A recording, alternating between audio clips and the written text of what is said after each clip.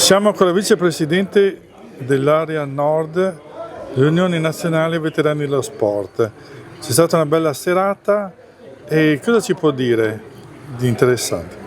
È splendida queste iniziative che vengono svolte in memoria anche ricordando vari sport. La nostra è un'associazione, una benemerita dello sport.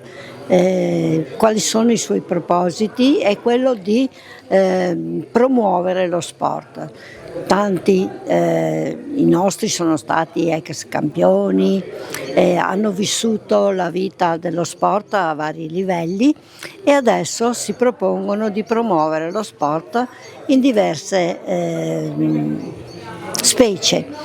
Uno è quello come oggi il convegno, altro è magari promuovere lo sport nelle scuole, far sì che tanti giovani possano conoscere vari sport in modo che possano scegliere quello a loro più congeniale.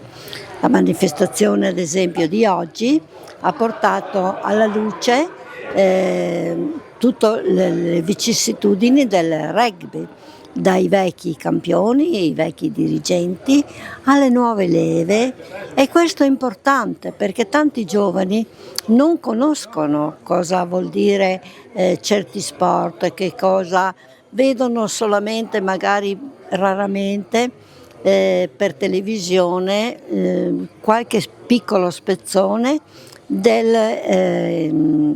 eventi internazionali, mentre invece è bene portare a conoscenza dei giovani anche lo sport di base di queste discipline. Oggi era il rugby, perché se noi non cerchiamo di invogliare questi giovani a fare qualcosa, i giovani non potranno mai essere portati o scegliere una disciplina perché non la conoscono, e quindi questa è la nostra azione, è il nostro obiettivo. Diciamo che una delle funzioni dello sport è anche quella della prevenzione alle malattie o comunque. Infatti noi andiamo nelle scuole con diversi progetti, il tipico è crescere con lo sport. Andiamo nelle scuole proprio per far conoscere varie discipline sportive, d'accordo con le società che lo fanno praticare, per combattere il bullismo, per combattere la sedentarietà, per combattere l'isolamento causato appunto dall'uso smodato di cellulari, di social, no?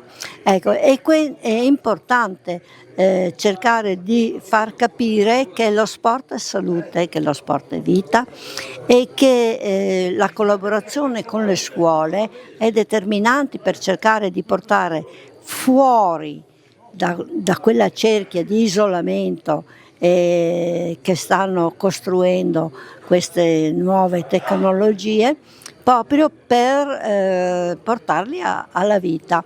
Vuol dire socialità, vuol dire amicizia, rispetto delle regole, rispettare l'avversario, che non è un avversario, è uno che combatte con noi, contro di noi, no? Ecco, e quindi queste iniziative sono determinanti. Dobbiamo ringraziare le scuole, i comuni, no? Ecco, che ci danno la possibilità di praticare, di far conoscere ai giovani. Non bisogna mai, come si dice, buttare la spugna. Fra tanti, magari alcuni noi riusciamo a salvarli, perché i giovani, se li lasciamo, per forza che stanno sempre col cellulare, non hanno altra conoscenza. Noi dobbiamo portarli a fare queste altre conoscenze. Anche di prevenzione per le problematiche giovanili e questa società moderna. Sì, mai fermarsi. La prevenzione è una cosa determinante. La prima educazione è la famiglia, la seconda è la scuola e la terza sono questi enti di promozione che fanno appunto questa azione presso i giovani. che altrimenti non potrebbero conoscere queste nuove discipline, perché le discipline che soprattutto conoscono i giovani cosa sono? Il calcio. Ultimamente, grazie al cielo, e anche il tennis, no?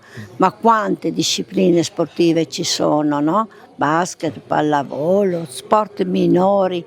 Quello che dico sempre ai ragazzi quando vado nelle scuole, dico non c'è uno sport buono e uno sport cattivo, non c'è uno sport bello e uno sport brutto, c'è lo sport che ci piace e che è più congeniale alle nostre caratteristiche fisiche e quello che è meno congeniale. Dobbiamo solo trovare qual è lo sport giusto per noi.